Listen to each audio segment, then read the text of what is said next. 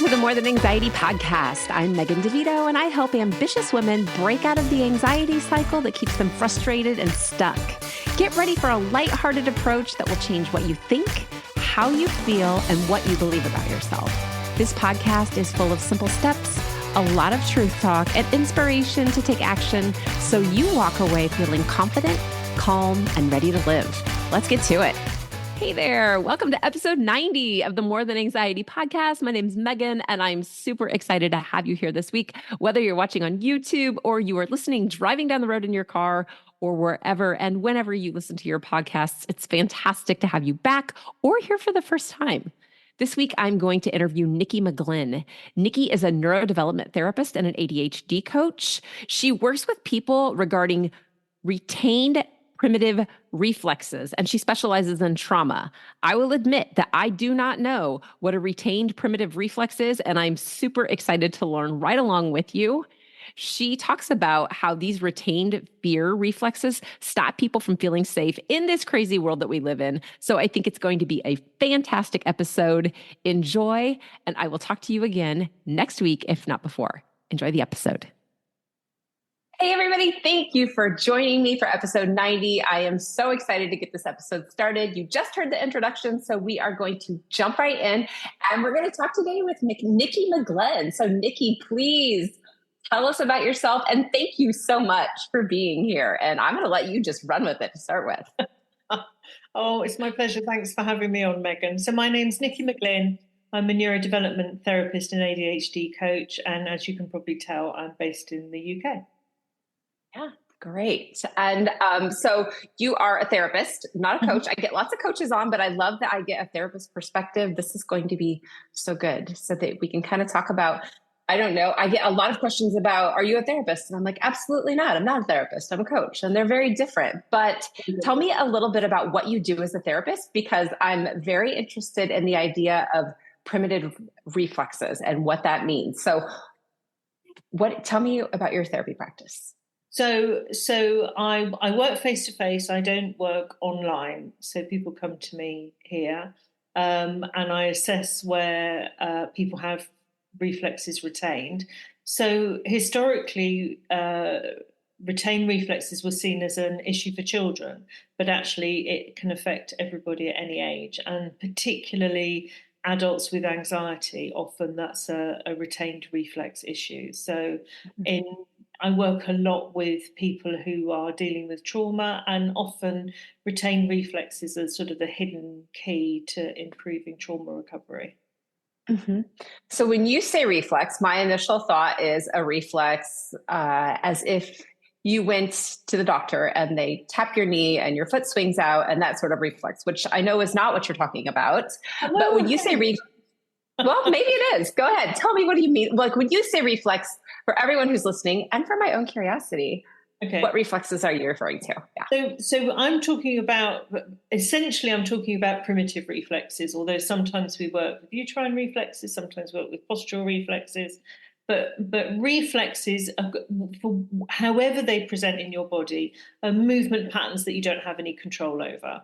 So when the doctor hits your knee with a hammer and your leg flings out, that's a reflex, but it's just a different sort of reflex. You know, like if you touch something that's really hot and your hand pulls away, that's a reflex. If you blink, it's a reflex. But I'm talking about primitive reflexes. So essentially, it's the same kind of principle, but primitive reflexes are developmental. So they are developmental movement patterns that allow your central nervous system to develop as it should.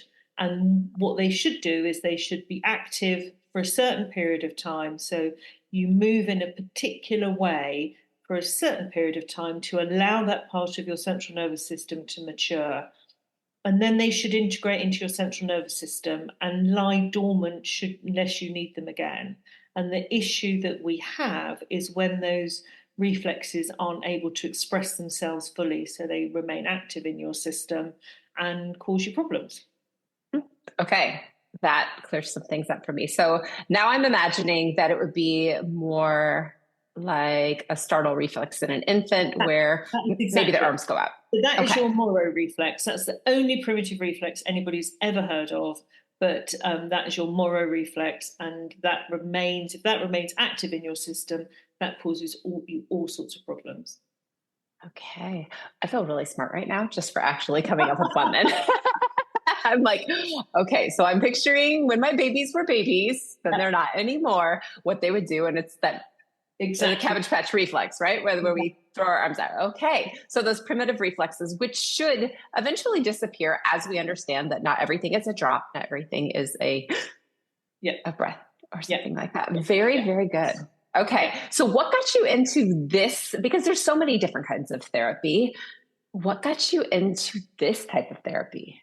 So my daughter was diagnosed with dyslexia when she was 12. I was 40. And I saw that she was going to have the same experience at school that I was going to have.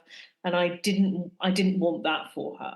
So I went looking specifically for something that would help her, and sort of discovered this whole world of neurodevelopment work that can make a real difference. And at the time, I was already working with a lot of children who were dealing with things like autism and ADHD. So to me, then it was like a real light bulb moment of, hold on a second, this can really help my existing client base. And it's just, sometimes you come across something that really grabs your attention, your imagination.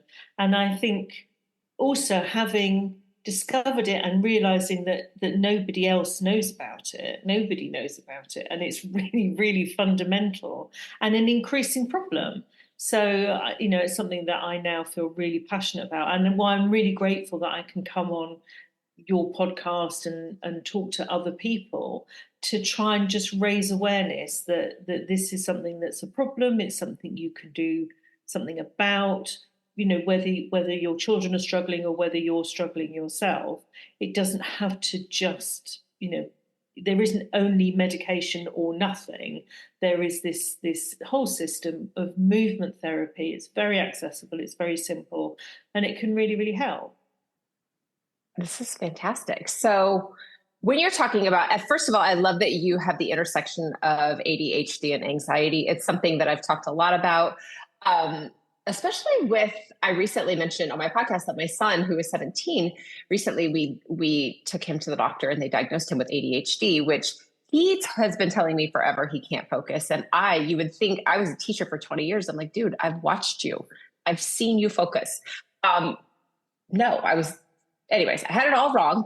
And so I'm curious, when you talk about the reflexes that you see with something like ADHD or with anxiety, is there also intersection with those reflexes where you have to sort out maybe this is an ADHD reflex or this is an anxiety reflex? Can you give examples of that? Often they have the same root.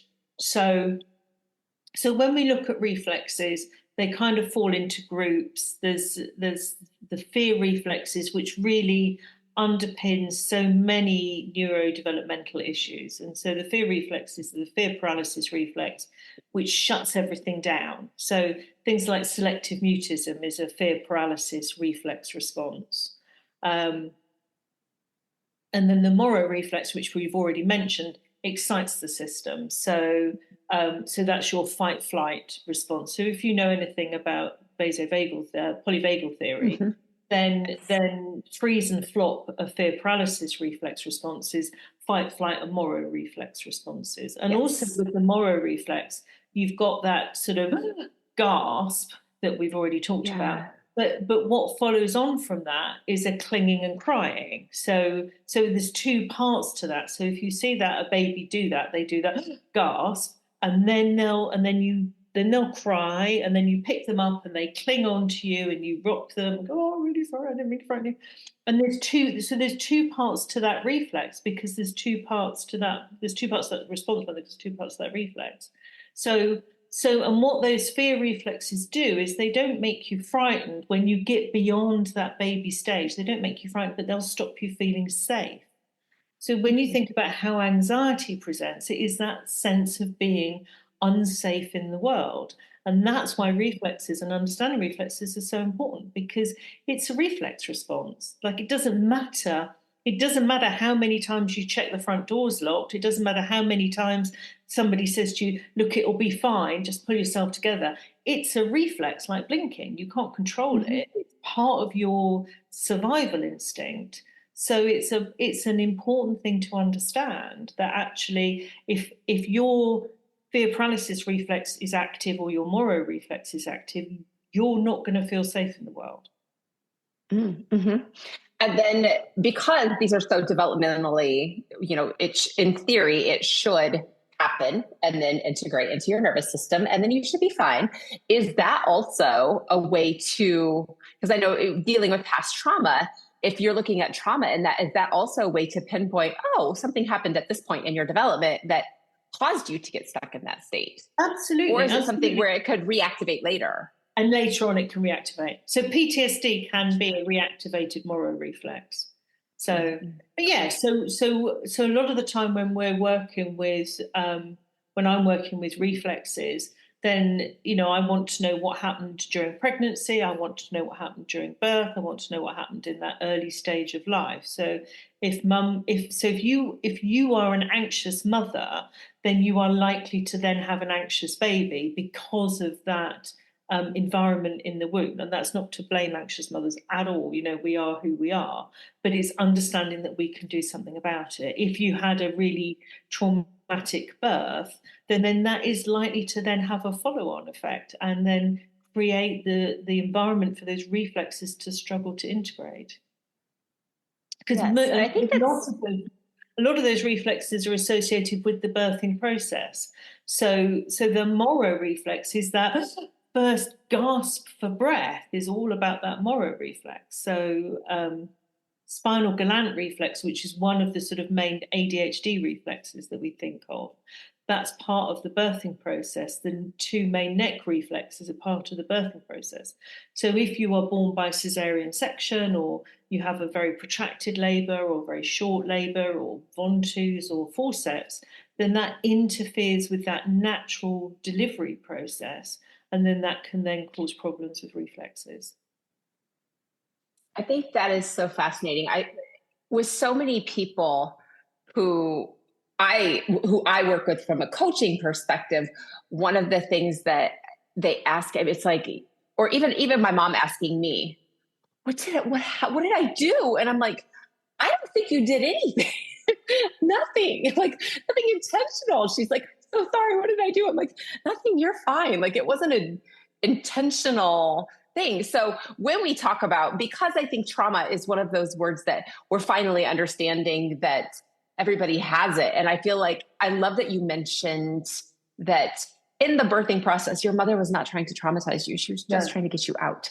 Yeah. And when we talk about trauma and where this comes from, can you just give a quick definition that will be far better than anything I've explained when I'm like, look, this is what trauma is from a therapeutic standpoint, or from, just from your perspective, when you talk about trauma and we talk about the things that cause trauma, what are the things that most often show up for you? Because obviously we have the big T traumas, right? Like, we know that if your house burned down around you, that's going to be a major trauma. But what about the people like me who are like, oh, I got nothing?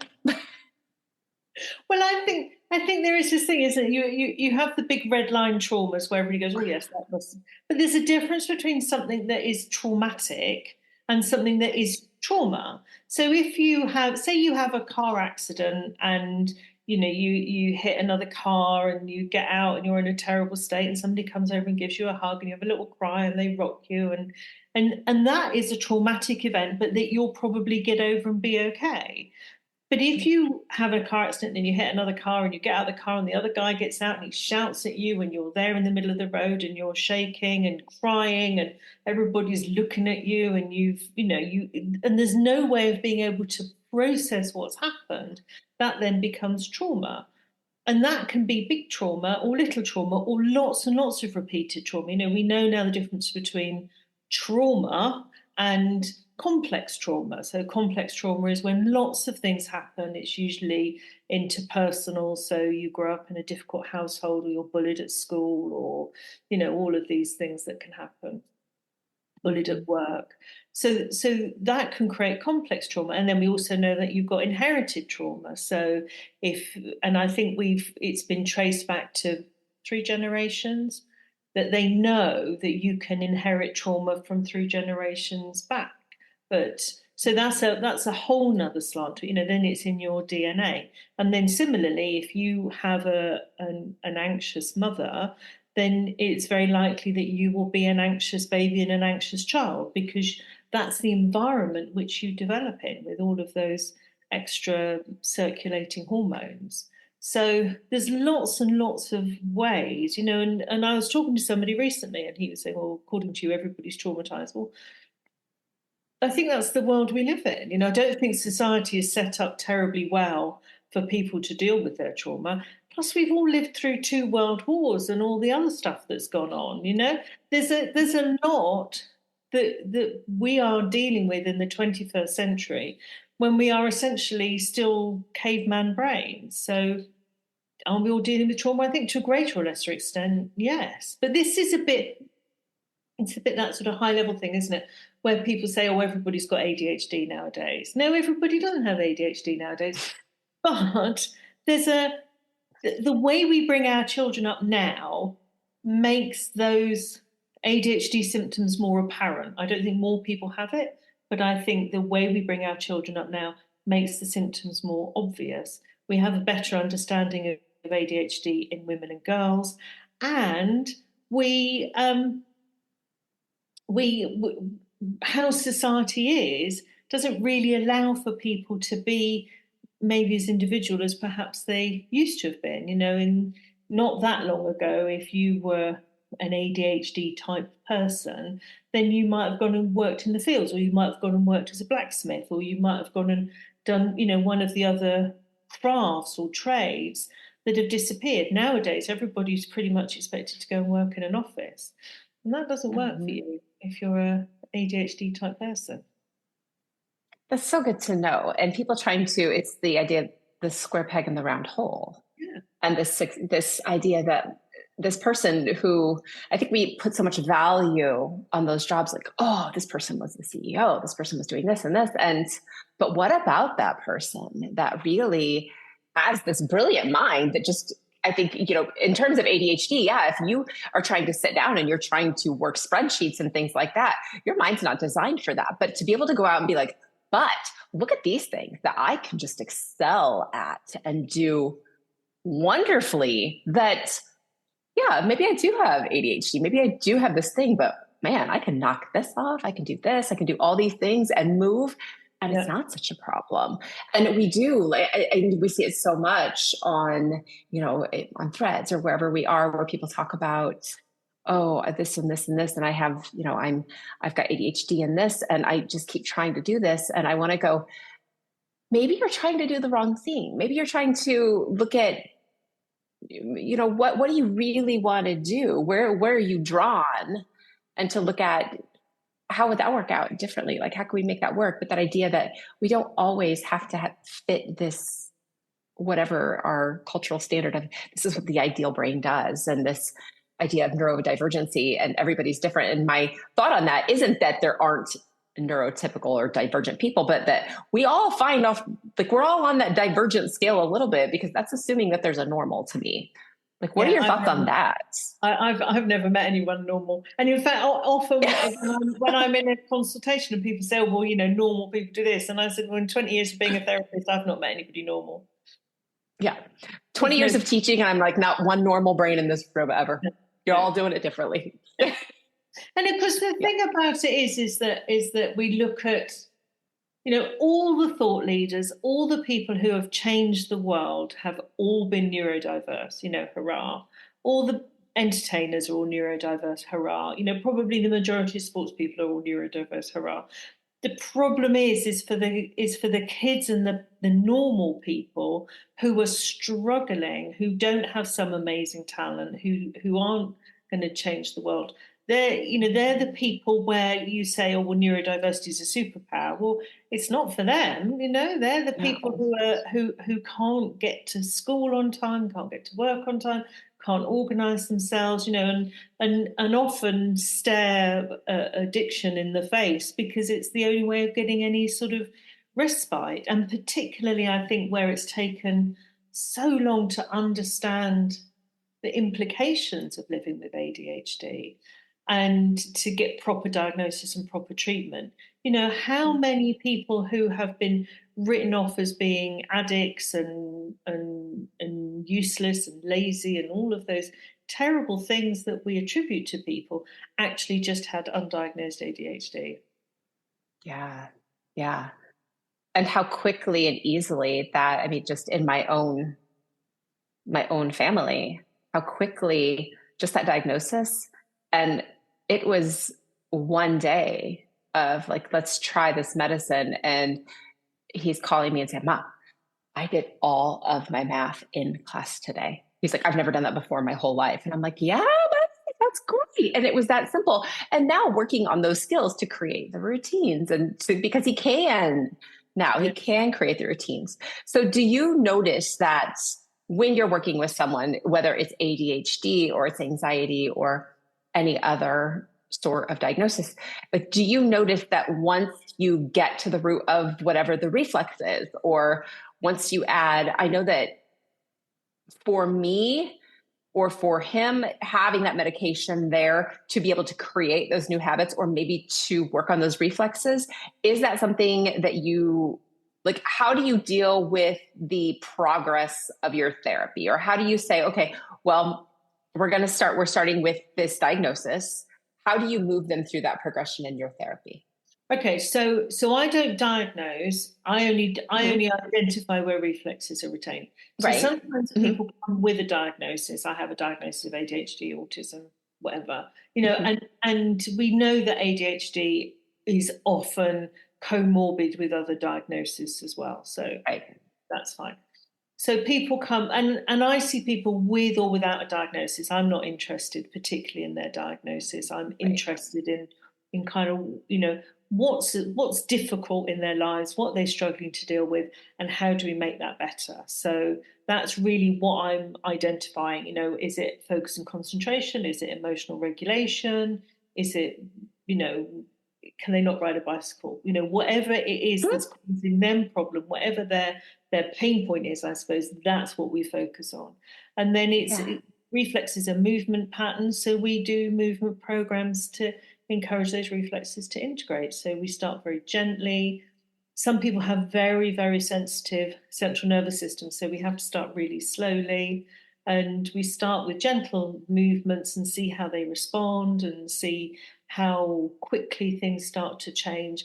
And then we essentially progress. So in an ideal world, we start with them being rocked. So they lie on the floor and their parent or their partner or whoever rocks them just gently to encourage that central nervous system to make the connections it needs to make.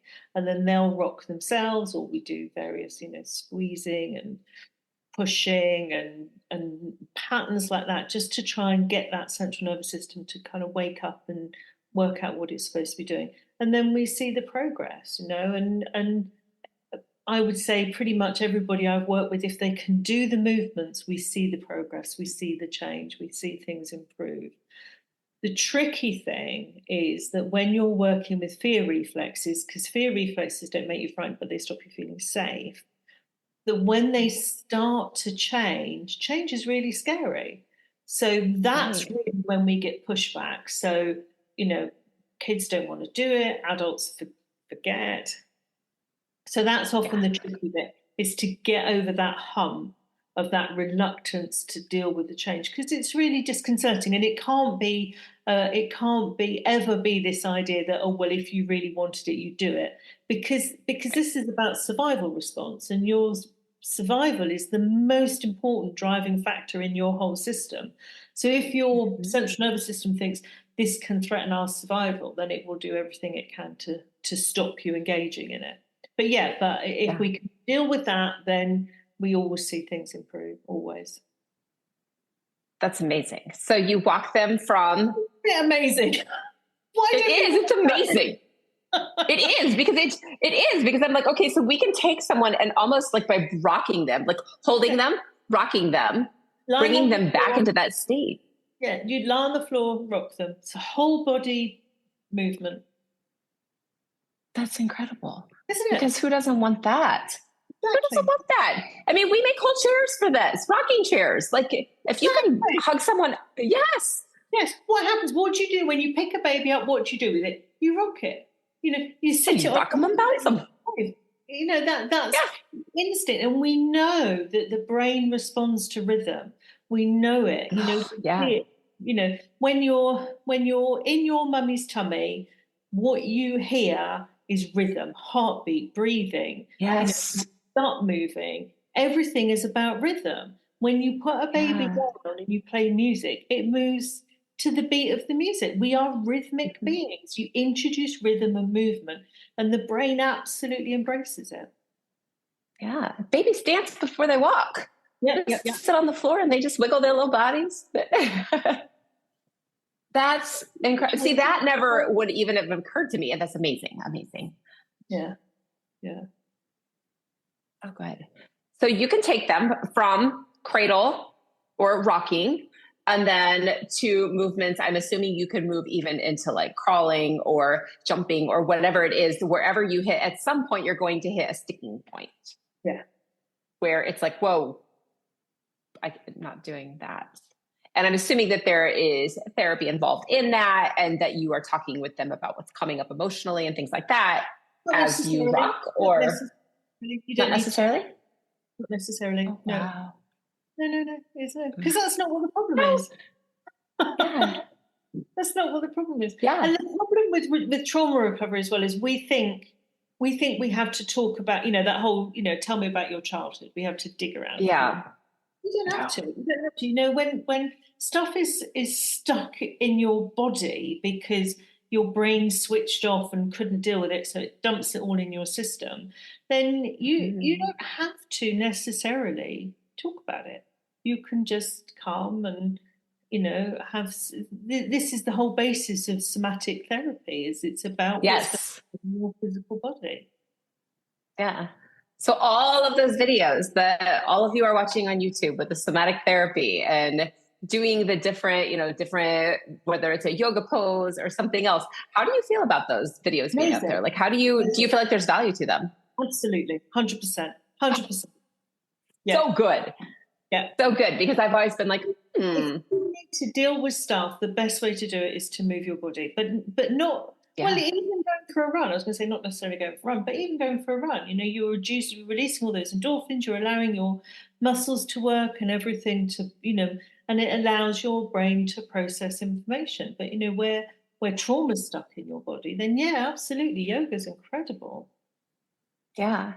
And this seems so, to me, this seems so obvious going back again to the idea of being a teacher. And I don't know what's happening in the UK, but in the United States, we've taken recess and we've just made it practically non-existent. With these kids, I'm like, you can't ask them to sit there and to be able to learn, first of all, without letting them move. They have to be able to get up. I mean, just to be able to learn new things, to be able to move their bodies and to be able to say, oh, when I do this, I could jump and I could jump and clap and count and do those things, but really allowing those kids to get up and move through it. And I wonder how much of a difference and how much of an impact that would make on kids and teenagers in the world right now who really need this.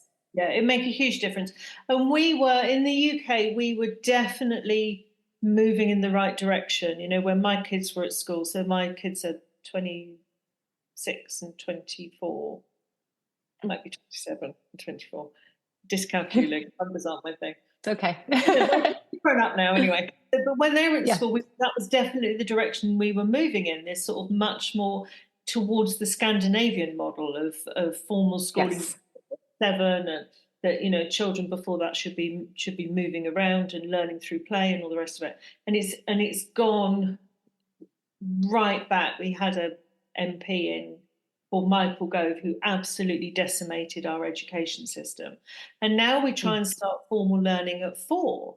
Well, at 4 children can't sit still until they are around about 7, 6, 7, basal ganglia connects, and then you can be still.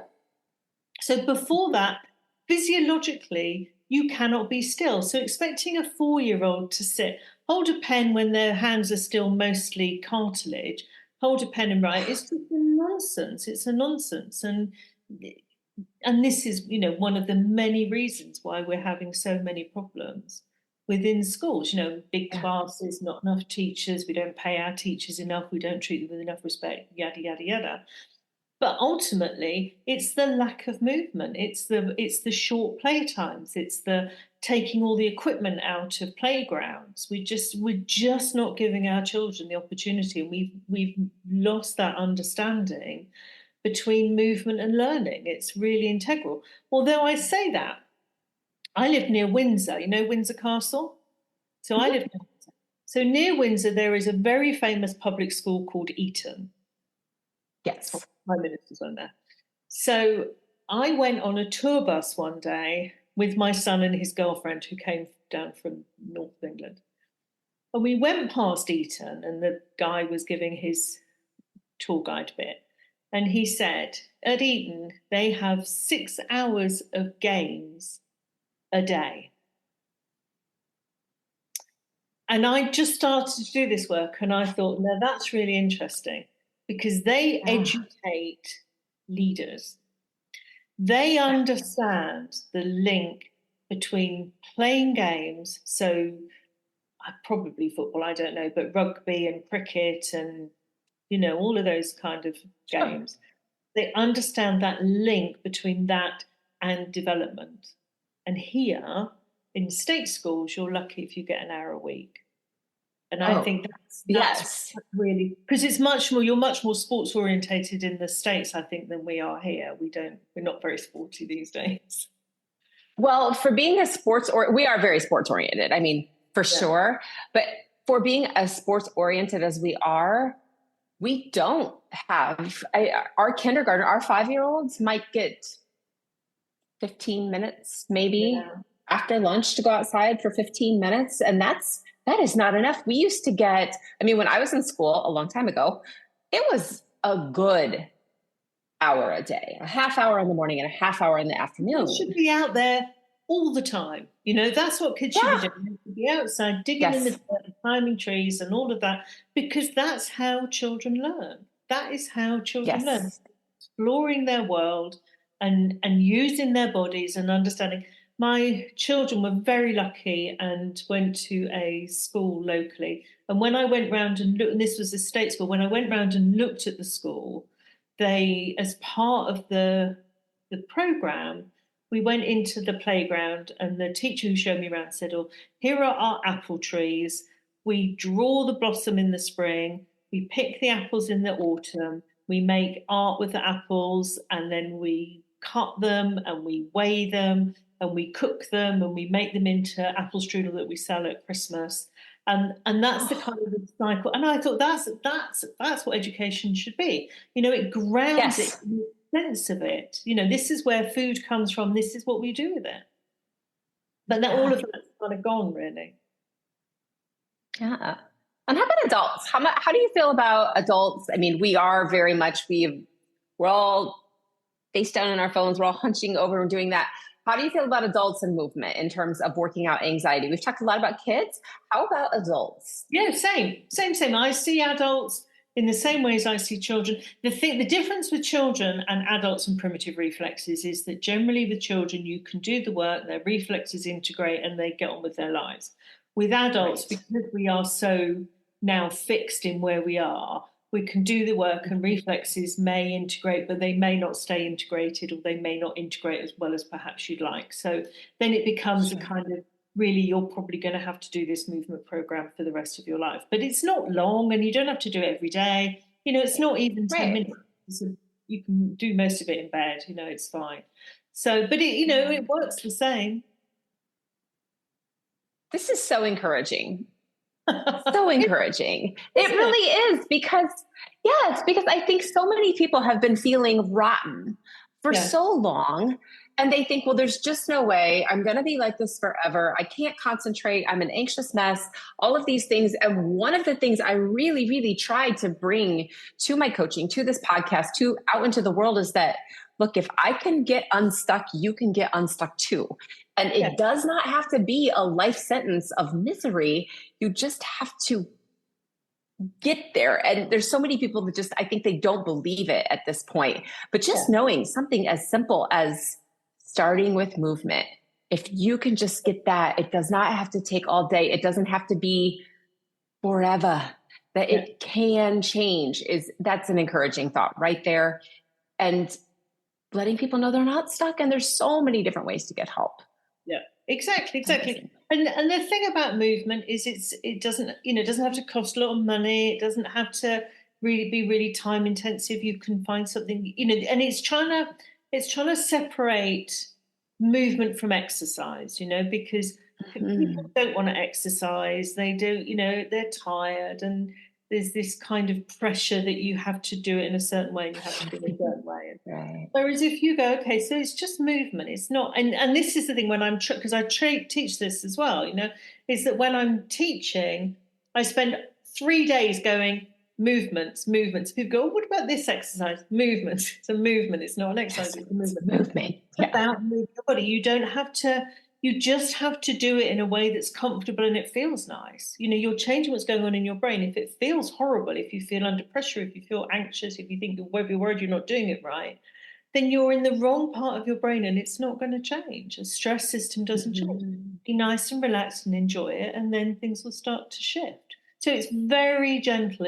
The idea is that the whole thing is nurturing. You're dealing with effectively your baby brain, that very delicate, gentle part that needs nurturing and love and care. And then that's when you see change. So go and do something you enjoy. Go dancing, go salsa dancing, go, find something that you enjoy. Go swimming. Swimming's lovely. Not if you're kind of thrashing up down the pool. That has different benefits.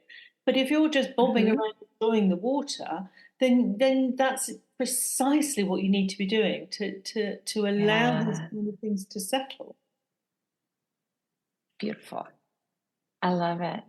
And I know you said that you do most of your work that you're in person. You're not doing therapy online. But for people to connect with you and hear what you have to say, where can they find you?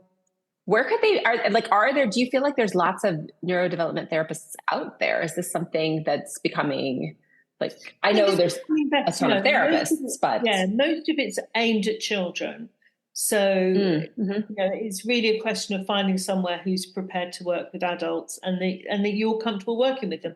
And especially if you're an anxious person, you need to find somebody who you feel really comfortable with. So the more it's this whole thing about if you feel comfortable and nurtured, then things will change and things will improve. So you need to find somebody who will support you. I'm in the UK, so not probably for most of your listeners. I have a video on my website that you can access, but that talks about the reflexes in detail. So if somebody wanted to know about the reflexes in detail, that's that, but that's not really a therapeutic thing. So I would say Facebook groups are a great place to find people locally. If you ask in Facebook groups, anybody know who does reflex integration or neurodevelopment, they're sort of the key words to look for. And, you probably get pointed in the right direction there. Sure. That's wonderful. Well, I'm going to link at least some of your social media in here so that people can find you and check out your website, because I do have listeners in the UK and maybe they're not too far from you and they would like to connect and come see you. So, but if anybody's got any questions, I have a Facebook page, which is Organised Mind with an S, not a Z. And on there, I've got quite a few videos, and I'll put this when we do this, I'll put this on there so that people can find it. And I'm always happy to answer questions, always. I'm really passionate about this. And I think the more people who know about it, the better. And the more confident people are, the better. So I'm really, really happy to answer any questions that anybody's got. Wonderful. Thank you. And absolutely, people, you need to reach out. Just learn about this, even if you're just educating yourself on movement and simple movements that maybe you can do in your house, and then reach out. Ask Niki a question. Let her help you. I think that the more people we can get, therapists, coaches, and otherwise on this team, I will say this every week, this is not a problem that we have to continue to let grow. This is a problem that we can shrink exponentially and eventually get to the point where people are not so overwhelmed and not so anxious and not so distracted all the time. This is not a forever problem. We just have to build each other up. We all have to work together to get there. So thank you for your incredible work and for what you bring to this whole healing process for the world. And thank you for letting me come on and bang on about it. Oh, I love it. I love it. Thank you so much. It's great to have you. I hope you enjoyed this episode of the More Than Anxiety podcast. Before you go, be sure to subscribe and leave a review so others can easily find this resource as well. And of course, if you're ready to feel calm, to stop overthinking, and have a lot more fun, you can go to the show notes, click the link, and talk to me about coaching. I'll talk to you soon.